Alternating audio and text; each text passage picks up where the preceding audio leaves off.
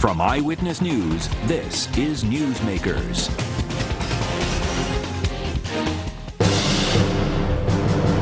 It's been a monumental year for the General Assembly, with a steady stream of hot-button issues: gay marriage, tax hikes, binding arbitration, and just last week, the most sweeping pension overhaul in the nation.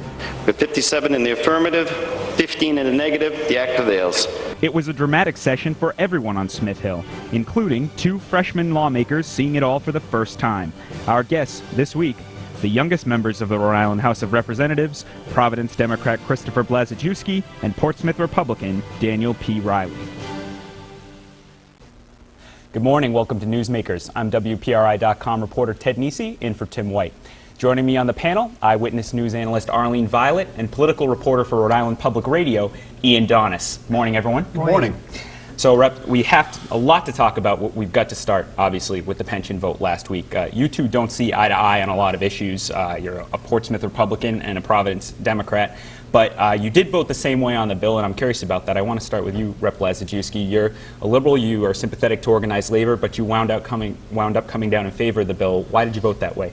Well, you know, as much as it pained me to be voting against seniors, against retirees that had earned a pension, we are in the midst of what I think is, you know, except for the very oldest members of Rhode Island, the residents, the worst economic crisis that we've been in for a long time. And it's a time when people are suffering, and I hear from my constituents and they say, things are really hard. And so hard choices are going to be made. And there weren't a lot of options, and it was I think a bill that ultimately was crafted with the participation of the General Assembly, the governor, the treasurer, obviously, the Senate president, the speaker, and the participation of the members of the General Assembly. And what have you been hearing from people who maybe voted for you last year, who didn't expect you to vote this way? You know, I think folks understand that something had to be done, and given where we're at, which is a long term, where we supposedly came out of the recession in January of 2010, but I don't think anyone feels as though they've really seen an improvement in their economic condition. People know that we're going to have to make hard choices, and we're in that environment, and hard choices are going to be made. Rep. Reilly, you said on the floor that night, I was in the House chamber, and you said it didn't maybe go as far as you would have gone if you had written the bill, but you wanted to vote for something you thought needed to pass. Why did you vote that way? Right, and echoing what Representative Blazejewski said, we're really in a really tough spot. And for me, one of the biggest numbers I saw was that our obligation going into next year doubling from $300 million to $600 million into the state pensions alone. That doesn't even reflect the problems the towns and cities are facing. But from a budget standpoint, when we're already facing a significant structural budget deficit, we have to do something to be able to stem the bleeding, quite frankly, and to bring that number down. At the end of the day, that's really why I voted for it. I had a lot of issues with the bill, not just from a perspective of we could have gone farther in some respects, but I do think we could have perhaps had a better dialogue with labor. I think they were ready to put some things on the table. I wasn't privy to those discussions, but I had outreach efforts with labor in my towns and firefighters and police officers and town workers, and they conveyed some things to me that, let's just say this time last year, if we were in contract negotiations, would have been very different. So I think we could have perhaps had a different dialogue. We could have gone some different ways. We perhaps could have saved more. But at the end of the day, we had a plan from the treasurer. The plan does save us money, and that's why I voted for it. Chris, did organized labor ask liberals like you to vote against the pension overhaul? And if not, why not? You know, I think that prior to the vote, there was outreach to try to improve the bill, to mollify some of the harsher elements of it. And those improvements were made. And at the end of the day, I think that organized labor, they, you know, made a pitch to improve the bill, and were able to improve it. So they didn't ask you to vote against it? Well, I think they said they pointed out the parts of the bill that were problematic, and asked for us to try to work to improve it. And I think that's in the interest of everybody, because there were, you know, this is a legislative process, and when you have a legislative process, you want to have participation of the membership. to improve the legislation. So they did ask for those kinds of things. Go ahead. Dan, what's your sense of why Labor didn't ask liberal lawmakers who are colleagues of yours, such as Chris, to vote against the pension overhaul? Well, I mean, I'm not sure the exact dialogue they had with them because they weren't exactly coming to me and saying, you know, can you put pressure on people? But I think there was a general sense that from the very beginning, one of the things that really disappointed Labor is that there was a massive push. And I think by the time it got to the floor, and you'd probably agree, there was really no stopping it. And I think for all the right reasons. We realized the numbers were just so difficult to work with, we needed a solution. So I think Labor went into the fight, at least from the legislative perspective in the committee hearings on the floor, realizing that something was going to happen. What's it going to be? And I'm sure they were in on the discussions with the treasurer, senior legislative leaders, the governor's office on some changes they could make. But I think at that point they realized that something was going to happen, so they might as well try to modify some details here or there. And obviously they made it clear one of their biggest strategies, and they made it clear before the vote, was pursuing an aggressive legal agenda after the vote. Representative, you have constituents in the two troubled towns, Providence and East Providence. Did any of those mayors approach you to lobby for that enabling legislation? And now that that aspect didn't pass, what do you think has to be done? Is Gina Raimondo correct, for example, that each of them have to make their case first with specific bills? The mayor of Providence and East Providence and I have had conversations about the state of the financial condition of both of the towns. I think something has to be done at the municipal level. I think that ultimately there's going to have to be, like I said before, we are in times of incredible economic strife. And you know, as it moves along, as our economy moves along from the 2008 financial crisis to today, you know, for a couple of years people were able to hang on and are now, through guile and gumption and some assistance on unemployment, and now they're at a breaking point. Have they asked you for your assistance in crafting a bill for the upcoming 2012 legislature that would pass constitutional muster? I know you're an attorney from Harvard. I'm wondering if they've approached you. Not yet, but I'm sure at some point in the future we'll be talking about what can be done and what role the legislature can play to improve the ability of the cities and towns. Do you think she was right not to pass the enabling legislation? Well, I think that it was a part of the bill that apparently had come on sort of at the later point of this was going on for a year, and it was at the end of that year that there was more discussion about the municipalities. So if what we can do is study it more and come up with a solution that's better than the one that was being offered at that time, then I think that it was a good idea to wait and study the situation. You know, it's interesting, Rep. Blazejewski, you represent one of the most liberal districts in the state, David Siegel's old district, and yet you don't sound all that concerned about the tough vote you cast for, again, the most sweeping pension changes any state has done. Are you concerned about a Democratic primary next year? Are you concerned Labor will put up a challenger and say, we want someone who will stand with us in this kind of vote? Well, you know, I don't know what the plan will be. You can always get an opponent. You know, that's the way this process works. It's not my seat; it's the people's seat, and they elect the person they think is the best to serve them. But I think that I've always had an honest and open dialogue with folks that have supported me, and have made clear that when faced with situations like this, where we have to do something. I will work with folks to try to craft a piece of legislation that is a compromise, that is built upon dialogue among the various interested parties, and that is the best I think one can do as a legislator. And if that means I ultimately get a primary, so be it. But I will continue to serve my constituency and the best I can, regardless of the political outcome that may follow. One of the state's largest teachers unions, the National Education Association, says it's going to take a very hard line against lawmakers who voted for the pension overhaul. Let's get a comment from each of you about how you expect that to translate into next year's election season. Well, I mean, I certainly respect the opinion they have, and they are forcing elections, and there's no doubt about that. But I've run 2 times now, first time unsuccessfully, and in 2010 successfully, and both times was not with the support organized labor. They actually actively worked against me. Now, I don't go to the State House with an agenda to go against labor. I always try to have open ears and work with them whenever possible, but I also understand the reality that I wasn't really considered one of their friends going in, so I don't really expect How about more broadly, though? do you expect that to bring a different makeup to who you're working with in 2013? I always think there's a possibility. I'm only one of 10 Republicans, excuse me. So, I mean, you have 65 Democrats, and with that, you always have the opportunity for primary challenges. But let's be honest, there's a 57-15 vote. If I were to look from an outside perspective, not someone who was in the room when the vote was taken, it looks like there are a lot of people who voted as a block. So if you wanted to go and take them out, there are really a lot of targets. Right. What do you say to Rep. Reilly's point that this was a very strong vote for the pension law? How will labor target who it might go after in next year's legislative elections? I have no idea how labor will decide whether or not they're going to target particular legislators for their vote. But what I can say is that I think what I learned from this process was that labor actually provided a lot of information and statistics, and as did the other side, as did the pension reformers that helped inform the debate.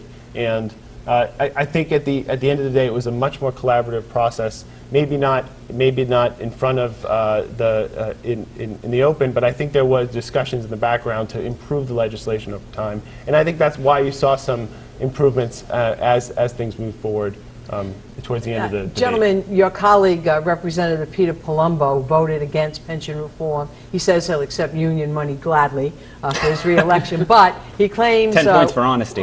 He claims his primary purpose was because of the illegal immigration. He cited a figure of $300 million that could have been saved had you all buckled down and focused on legal immigration. Does he have a point? Are you buckling down on this issue, or is that just poppycock? Well, Representative Reilly. I don't think we as an assembly are really buckling down on the issue. I think there are significant savings to be made. I don't know if it's that 300 million figure. I think one of the problems is we don't really have an accurate representation of what that figure would be. We've tried to look into the Health and Human Services budget. The difficulty is ascertaining the total cost of, say, illegal immigration, or a lot of things for that matter, in our state budget and Health and Human Services in particular. So I don't know if we had tackled that issue, if we would have seen the short-term savings we really would have needed to avert that $300 million increase in the state budget that we otherwise would have been seeing. And that's really what we were up against. Representative, yeah, he's your Democratic colleague. Do you support his contention, or do you just think that's window dressing? Yeah, I don't know whether or not his statistics are accurate, but what I can say is that on the immigration issue, I think we need to have a comprehensive federal solution. This is a federal issue. And the state-by-state approach, I think you've seen in Arizona, you've seen in Alabama, well, that's the consequences relative, of those yeah, things. but that's relative to the issue of amnesty. However, his point is that Rhode Island taxpayers' money that you're in charge of are going to illegal immigrants. That's certainly something within your parameters. So am I to take that you booted it upstairs to the feds, that you don't want to tackle that issue? No, I will, if he presents the information and there's statistical background for it, I'll take a look at it. But until we have verified information that actually shows that you can save that amount of money, I don't think it's wise to proceed until we've actually confirmed what the real financial implications are for our state, our cities, and also for our federal government as well, to acting in a particular way with regards to immigration. Do you think Governor Chafee's made the right move so far on secure communities, on extending tuition to illegal immigrants or the children of? I think that we make an investment in our children, and there's a good reason for it. We often talk about improving our economy, and we talk about the importance of workforce development. And under federal law, you are not allowed to restrict someone's access to a secondary and elementary education on the basis of immigration status. And it seems to me that consistent with that approach and the benefits that we get from that, from having a educated workforce, it makes sense to also try to continue to improve the education quality of our residents, regardless of immigration status, so that we can improve our economy and attract employers that want to employ Rhode Islanders. We have to take a break. When we come back, we continue our discussion. A lot more topics to cover with the two youngest legislators in the Rhode Island House, Democrat Chris Blazejewski and Republican Dan Reilly. Stay with us. You're watching Newsmakers.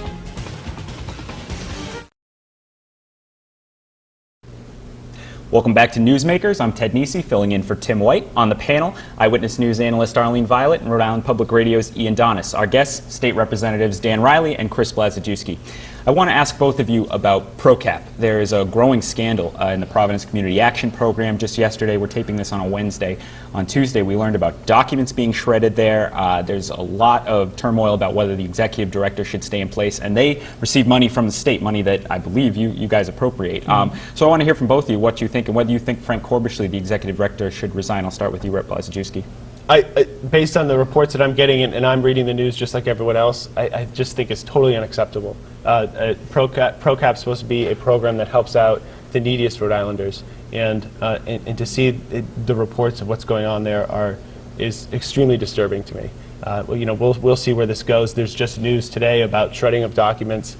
I can't believe that folks would be taking advantage of a program designed for the neediest, and it's. Does it pain you as someone who supports those kind of programs in particular? Because I mean, this gives a black eye. It kind of backs up something that some of Rep. Reilly's colleagues say, which is we can't always trust the agencies we're giving. It may sound like a good program, but in the end, the money's getting put for cars getting double insured and people taking no interest loans. I mean, that's not what these are for, and yet the people on the ground, perhaps allegedly, can't be trusted with it. Well, I don't want to expand it too far. I mean, we may just have a bad apple here. And we need to deal with it on a case-by-case basis. But it is the case is extremely disturbing to me, and I think action needs to be taken. Do you think the state is correct in withholding the money for the time being for the programs until this matter gets straightened out? Absolutely, absolutely. And Rep. Reilly, what do you think? And I'd agree with that too. I think we are doing the correct thing by withholding the money. I really hope that this is, as you said, a bad apple, because it puts a black eye on these programs. And quite frankly, I have a lot of issues to begin with from a management perspective, not in what we're doing or the people we're trying to help, but it's really the potential for problems like we're seeing right now when we're giving such large sums of money. We're decentralizing the programs and how we actually spend that money. You always have the potential for this. I think right now there's the appearance of wrongdoing, and that's grounds for him to be removed, or at least to be suspended, pulled out, as they've started to do. But I mean, I see this going down the route of a potential criminal investigation. I see a lot of bad things coming down the line. So I think for the good of these types of programs, we have to act now. We have to, draw a hard line, so these programs aren't like that in the future. And we need to be doing it in a way that doesn't negatively impact the people that rely on these services, and that is incredibly important. To come back to the pension issue briefly, next year is an election year. Police and fire unions are powerful political constituencies. Will there really be an appetite on the part of the General Assembly for helping to address the issues with the locally managed pensions that were left out of the just passed pension law? Rep. Reilly? I think part of the issue with going back and working with municipalities that have particular issues is that it does only affect a portion of the state. Now, you could probably do a count and you'd find that you'd have a majority of representatives and senators just because they're the most populous cities. But one thing I've tried articulating to my constituents and even labor in my communities is, even though Portsmouth and Middletown and Newport may be in a relatively healthy financial situation, we are in the same boat as other communities, and if we don't provide them with the necessary reforms, we are going to be left paying the bill in some way or the other. And so I think part of the fight is not just the election year. You don't want to take on too highly controversial of issues. It's also trying to articulate to many parts of the state that sends representatives and senators to the General Assembly and say there is a problem, we have to act on it, even though it may not directly impact your community. If we let it go too far, we're going to have more Central Falls, and that's not in the best interest of the state. On Wednesday, former Republican Mayor Joe Larissa has an op-ed piece saying he and people like Donald Kucheri, when they were in office, held the line in East Providence. They were defeated for their good deeds. The Democrats have come in and just kowtowed to the unions, and that's why East Providence is in the mess it is now. Do you agree to any of that analysis as being correct? Yeah, I disagree. I don't think that there is evidence of there being significant cutbacks under the Republican administration in East Providence. But not even the school committee with Kucheri? I don't know if it was sufficient to. I don't think it was sufficient to deal with the issues we're dealing with today, and I don't think the current council leadership is doing anything that is.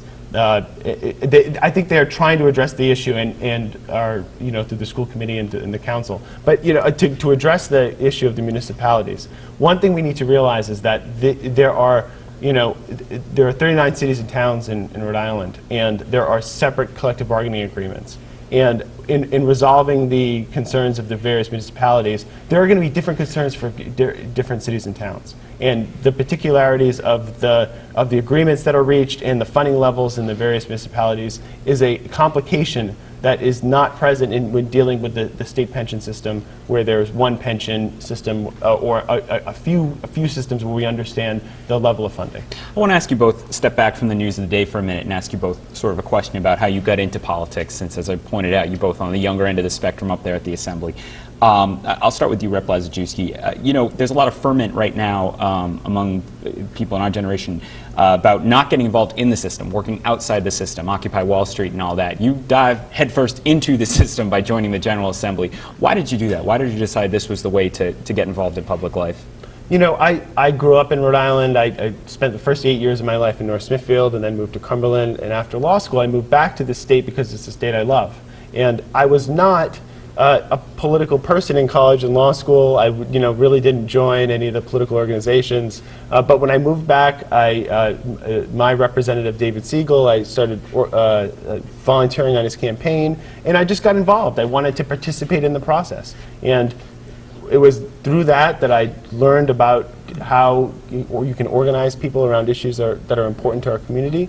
And then the next step was running for office when the seat became available, because there are good things we can do in government. And I think that's the argument that progressives make at the end of the day, is that government can do good.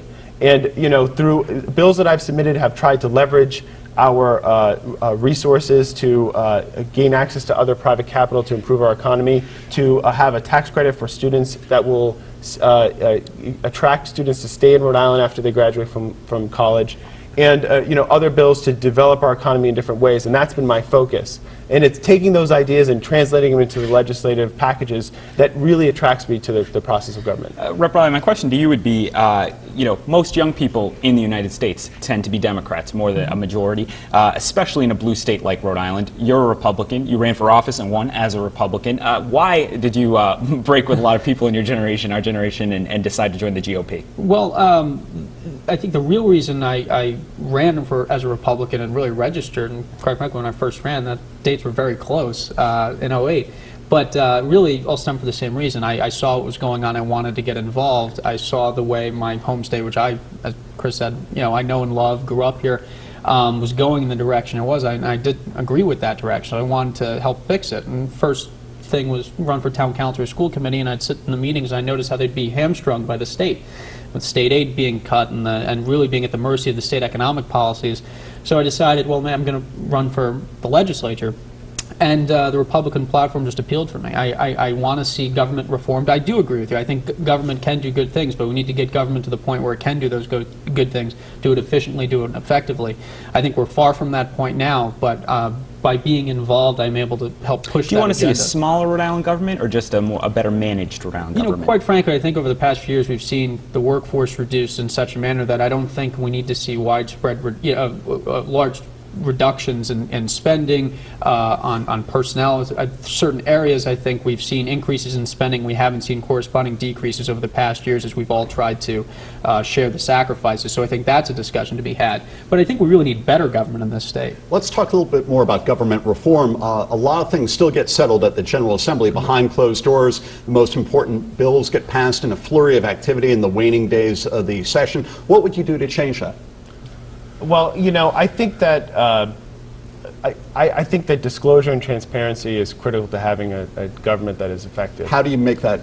How do you implement? Well, implement that? I think that we did do some things. So we, a small group of freshman progressives submitted a piece of legislation to put votes online, committee votes online, and also floor votes online, and leadership backed that and put it into the rules. And so for the first time ever, you're having floor votes that are available literally the moment after they're cast, and committee votes that are generally available the next day, which is a matter of paperwork at the General That's a Assembly. good step, but some people might say that was long overdue. What would you say to the same question, Rep. Reilly, about changing business as usual at the State House? We only have about a minute left. So. Well, I think there's some key things we could do. We could go to a joint committee system like Connecticut has that could perhaps provide a little more openness to the committee process, make things a little more efficient. We could provide professional job descriptions for all legislative staffers. There are a variety of things we can do above and beyond publishing votes, which I agree, great move.